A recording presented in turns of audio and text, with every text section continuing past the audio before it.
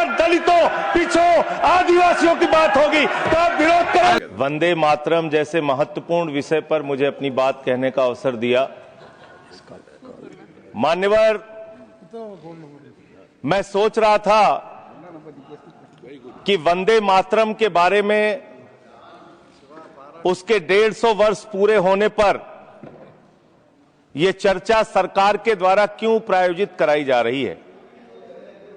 एक तो यह अच्छी बात है कि देशभक्ति की भावना का विकास सबके अंदर हो। वंदे मातरम के महत्व को सारे देश के लोग समझें, नौजवान समझे, किसान समझे, मजदूर समझे, पढ़ा लिखा समझे, गैर पढ़ा लिखा समझे। यह अच्छी पहल है। लेकिन मैं साथ ही साथ यह भी सोच रहा था तो एक घटना मुझे याद आई मान्यवर। वो घटना थी उत्तर प्रदेश की। हमारे एक ऊर्जा मंत्री हैं माननीय मंत्री जी ए.के. शर्मा जी, उनके सामने व्यापारी लोग पहुंचे। उन्होंने कहा 21 घंटे से लाइट नहीं आ रही, 21 घंटे से लाइट नहीं आ रही, व्यापार बर्बाद हो रहा है, बच्चे रो रहे हैं, हमको गर्मी में बिजली दे दो। मंत्री जी ने कहा जय श्री राम, बजरंगबली की जय, और गाड़ी में बैठ के चले गए। मैं आपके माध्यम से सरकार से पूछना चाहता हूं, क्या भगवान श्री राम ने आपको कहा है कि आप नाकारे और निकम्मे हो जाइए और जनता को अंधेरे में रखिए, बिजली ना दीजिए? यह क्या भगवान श्री राम ने आपको कहा है? यह शिक्षा आपको भगवान श्री राम ने दी है? मान्यवर, मुझे वंदे मातरम आम आदमी पार्टी की रैलियों में, आम आदमी पार्टी की सभाओं में जब भारत माता की जय और वंदे मातरम जोर जोर से लगाए जाते हैं। किसी दिन लगाने का मन हो तो आ जाना हमारी पार्टी के कार्यक्रम में, आपसे ज्यादा तेजी के साथ वहां पर वंदे मातरम लगाएंगे। सदन में भी लगाना चाहते हो लगाओ। तो आप इन नारों के पीछे, ये नारे देशभक्ति के हैं, ये नारे देश की रक्षा के हैं, ये नारे देश को आजादी दिलाने के लिए हैं। ये नारों के पीछे अपने गुनाहों को छिपाने के लिए नारे नहीं है, मैं कहना चाहता हूं मान्यवर। और आप क्या कर रहे हैं? आप इन नारों के पीछे अपने गुनाहों और अपराध को छिपाना चाहते हैं।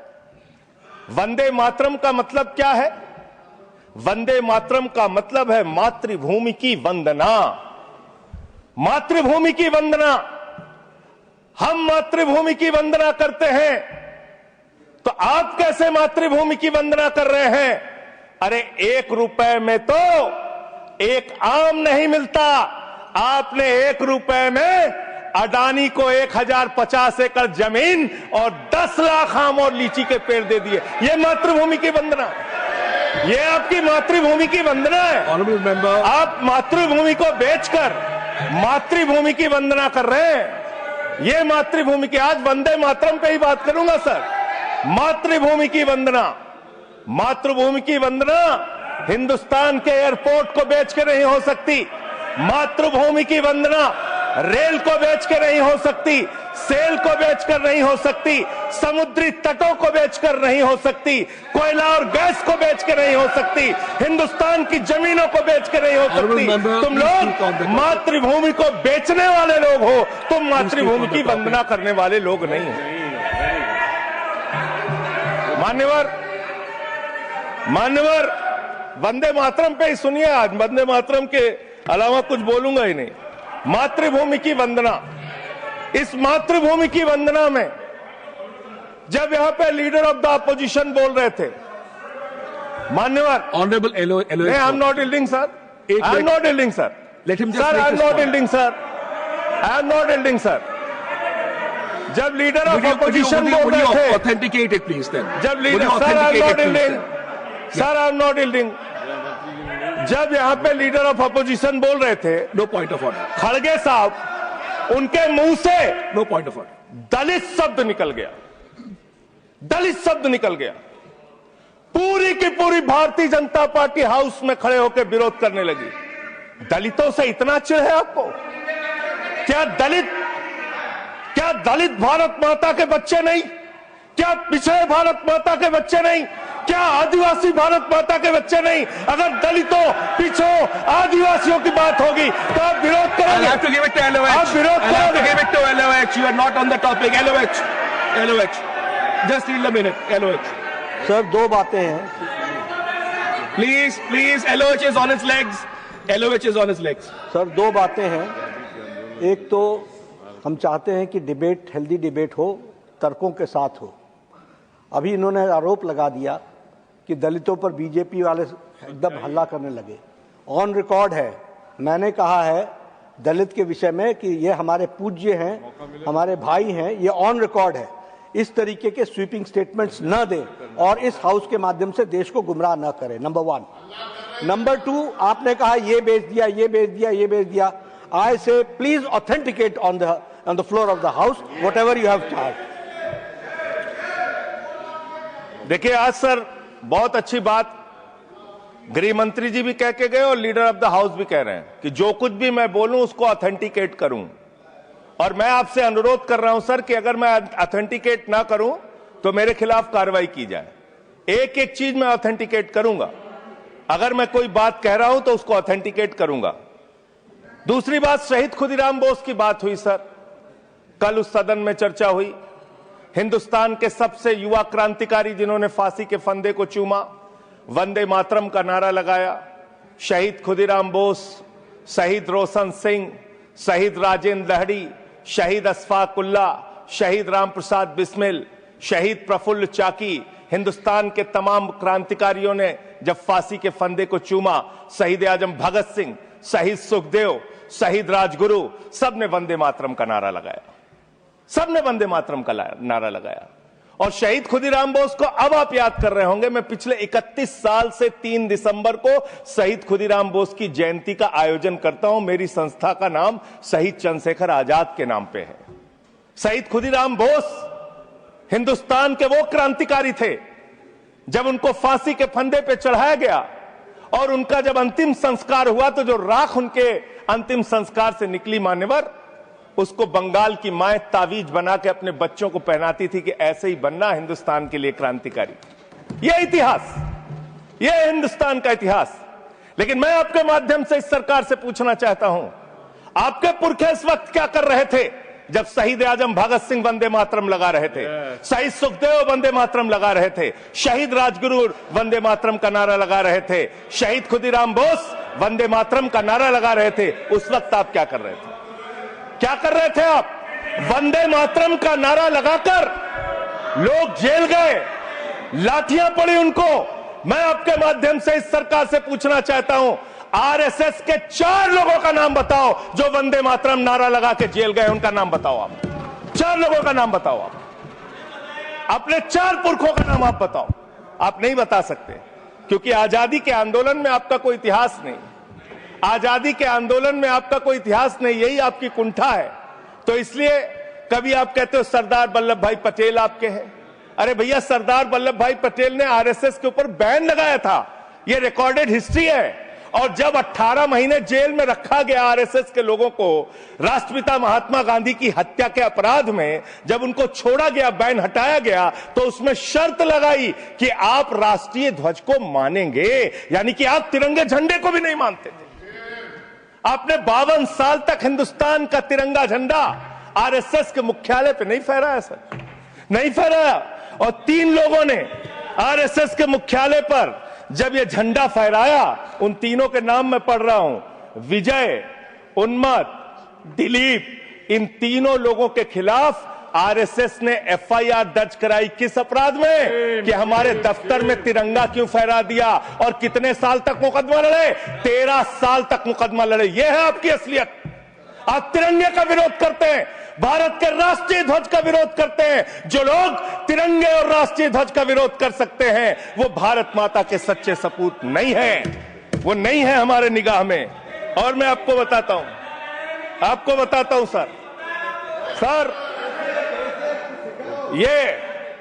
ये है 28 दिसंबर 1949 का ऑर्गेनाइजर पत्र, इसको भी रखूंगा, क्योंकि आज गृह मंत्री जी और लीडर ऑफ द हाउस दोनों कह के गए रिकॉर्ड पे सारी चीजें आनी चाहिए, इसको रिकॉर्ड पे रखना चाहिए।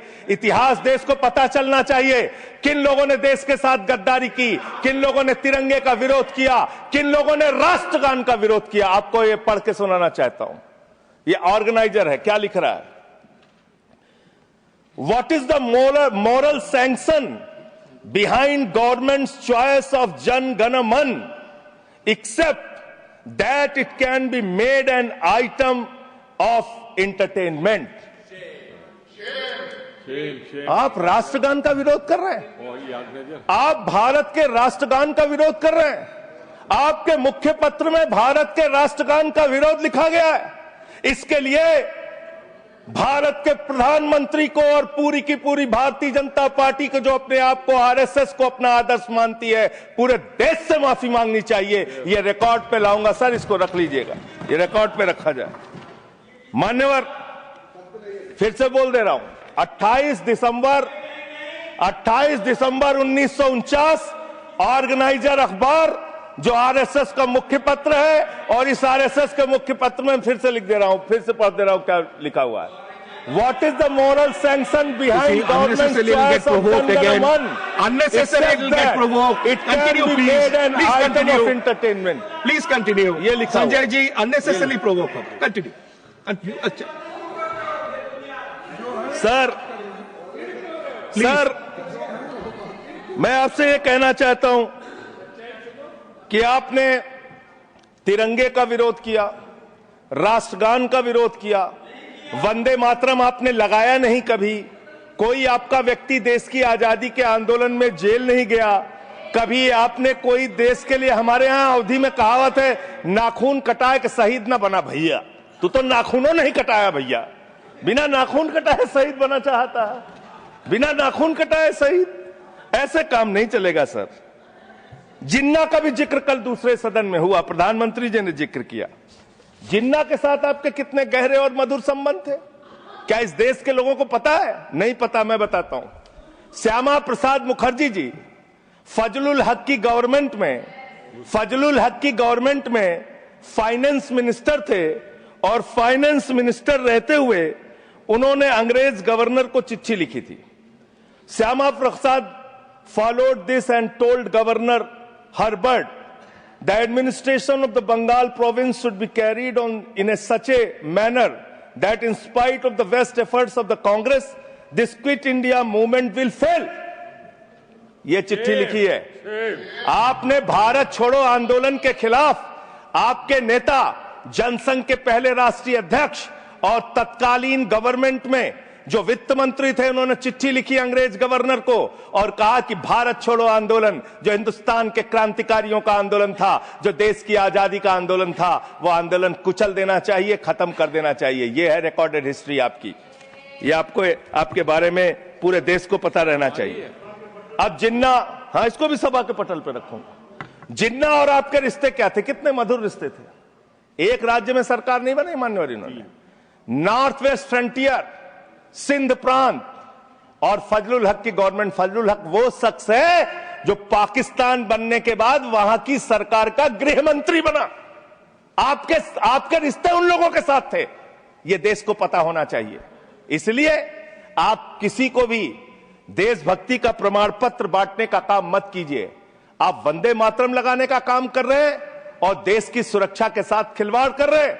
आप भारत की सेना को 4 साल के अग्निवीर पे लेके आ गए, जो हिंदुस्तान की सीमा की सुरक्षा करने वाले हैं, जो वंदे मातरम का नारा लगाते हैं हमारे जवान, हमारे सैनिक, जो -50 डिग्री टेम्परेचर में सियाचिन में और +50 डिग्री टेम्परेचर में जैसलमेर में भारत की सीमाओं की रक्षा करते हैं, इस मातृभूमि की रक्षा करते हैं। उनके पीठ में छुरा मारने का काम आपने किया, उनकी नौकरी 4 साल की कर दी अग्निवीर की।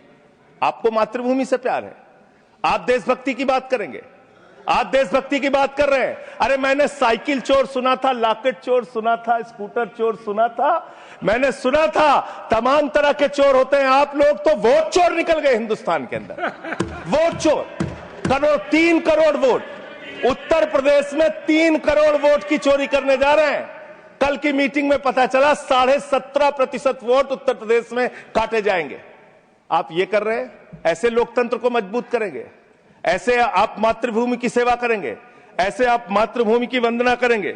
मान्यवर, मैं आप लोगों से सिर्फ इतना कहना चाहता हूं मान्यवर आपके माध्यम से कि हमने फिल्मों में सीन देखी है, डाकू लोग आते हैं, जय भवानी जय भवानी जय भवानी कह के, और वो गांव का गांव लूट के चले जाते हैं। जय भवानी कह के गांव का गांव लूट के चले जाते हैं।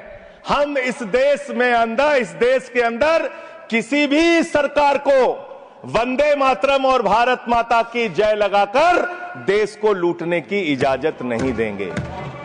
वंदे मातरम लगाएंगे, भारत माता की जय लगाएंगे, जय हिंद भी कहेंगे, राष्ट्रगान भी कहेंगे, वंदे मातरम भी गाएंगे, लेकिन देश के साथ गद्दारी और धोखेबाजी नहीं करने देंगे। आपको नहीं करने देंगे। ये देशभक्ति के नारे हैं, ये देशभक्ति के नारे हैं। आप बेरोजगारी पे बात नहीं करना चाहते, महंगाई पे बात नहीं करना चाहते, दलितों का मंदिर में प्रवेश वर्जित है, कहीं उनको रोका जा रहा है, उस पर बात नहीं करना चाहते, पिछड़ों का शोषण हो रहा है, उस पर बात नहीं करना चाहते। आपने मातृभूमि की सेवा यह की है कि आज हिंदुस्तान के ऊपर 200 लाख करोड़ रुपए का कर्जा है, 200 लाख करोड़ रुपए का कर्जा। आपने हिंदुस्तान को आज इस स्तर पे पहुंचाने का काम किया है। और दूसरी बात मैं पूछना चाहता हूं आपके माध्यम से मान्यवर, इस देश में मजदूर भी हैं, किसान भी हैं, आदिवासी भी हैं, दलित भी हैं, पिछड़े भी हैं, सवर्ण भी हैं, सब में अनपढ़ है, सब में भारी संख्या है जो पढ़े लिखे नहीं है, जिनको संस्कृत का ज्ञान नहीं है, जो नहीं पढ़ सकते वंदे मातरम। तो आप उनको कह रहे हैं कि वो देशभक्त नहीं है। मैं आपके माध्यम से कहना चाहता हूं, वो देश को लूटने वाले अडानी जैसे पूंजीपतियों से ज्यादा बड़े देशभक्त हैं, जो अपने बच्चों के लिए श्रम करते हैं, मजदूरी करते हैं, कुली का काम करते हैं और अपने बच्चों का पेट भी पालते हैं, देश की भी सेवा करते हैं। वो आपसे ज्यादा देशभक्त हैं। उनकी देशभक्ति को आप इससे चेक करने का काम मत कीजिए, उससे परीक्षा करने का काम मत कीजिए। मान्यवर, मैं अंत में एक और बयान आया, उसका जिक्र करके अपनी बात को खत्म करूंगा। अभी SIR की प्रक्रिया के तहत उत्तर प्रदेश के मुख्यमंत्री ने कहा कि डिटेंशन सेंटर बनाए जाएंगे। 80 लाख लोगों के वोट आपने बिहार में काट दिए, वहां कितने घुसपैठिए मिले आपको?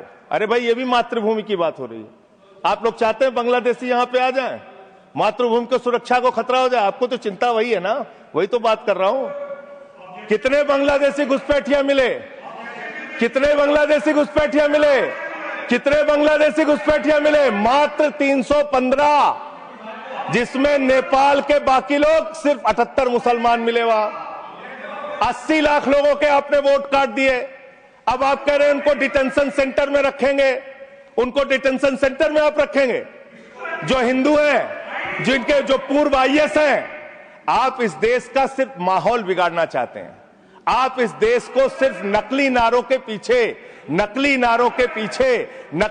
के पीछे सिर्फ आप अपने आप को छिपाना चाहते हैं।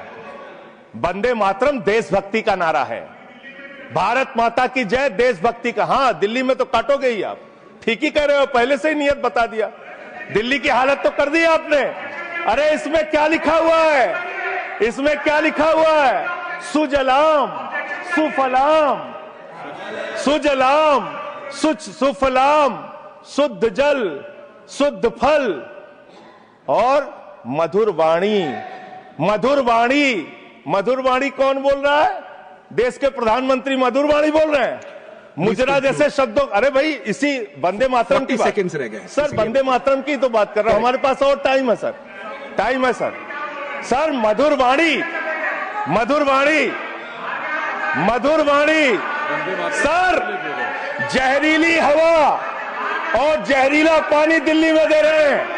हमारे पूर्वांचल के भाइयों के ऊपर बुलडोजर चला रहे हैं। सर, मेरे टाइम में से काट लीजिएगा, पार्टी टाइम में से काट लीजिएगा, प्लीज, पार्टी टाइम में से काट लीजिएगा। सर, हमारी पार्टी का टाइम 24 मिनट है। प्लीज 1 सेकेंड दिल्ली को Sanjay ji 1 second honourable members 1 second शांत हो जाओ। माननीय संजय जी कंक्लूड करिए, आपका समय खत्म हो रहा है। सर 24 मिनट मेरा टाइम है, प्लीज। मैं अपने माननीय Neeraj ji please he is concluding please conclude 10 second sir, please conclude. आपका समय समाप्त हो गया। सर मेरी पार्टी का समय 24 मिनट है। ठीक है, मेरी पार्टी का समय 24 मिनट है। और कोई स्पीकर नहीं है आपके? स्पीकर एक और है, उनमें से आप काट लीजिएगा समय। मैं कह रहा हूं ना, हाँ ये हमारा अधिकार है, पार्टी का अधिकार है। तो मान्यवर 10 महीने में आपने दिल्ली की वो हालत कर दी, जहरीली हवा यहां पर आने लगी। दिल्ली को आपने दुनिया का सबसे प्रदूषित शहर बना दिया। बच्चों शांत हो जाओ, बच्चों शांत, बच्चों हल्ला मत करो, शांत हो जाओ। अरे मैं एक मुख्यमंत्री इन्होंने बनाया है, कंक्लूड करिए सर। एक मुख्यमंत्री बनाया इन्होंने, प्लीज खत्म कर रहा हूं प्लीज। एक मुख्यमंत्री बनाया है जिसको ये नहीं मालूम कि AQI होता क्या है। कंक्लूड करिए। वो टेम्परेचर बता रही है, ये हालत है। तो इसलिए मैं अंत में इन्हीं लाइनों के साथ कि पहले ये तय करो कि वफादार कौन है। ये वक्त तय करेगा कि गद्दार कौन है। ये वक्त तय करेगा कि गद्दार कौन है। पहले ये तय करो कि वफादार कौन है। ये वक्त तय करेगा कि गद्दार कौन है। वंदे वंदे थैंक यू वंदे वंदे वंदे वंदे वंदे वंदे। कोई बीजेपी वाला वंदे मातरम नहीं लगाया सर। Thank you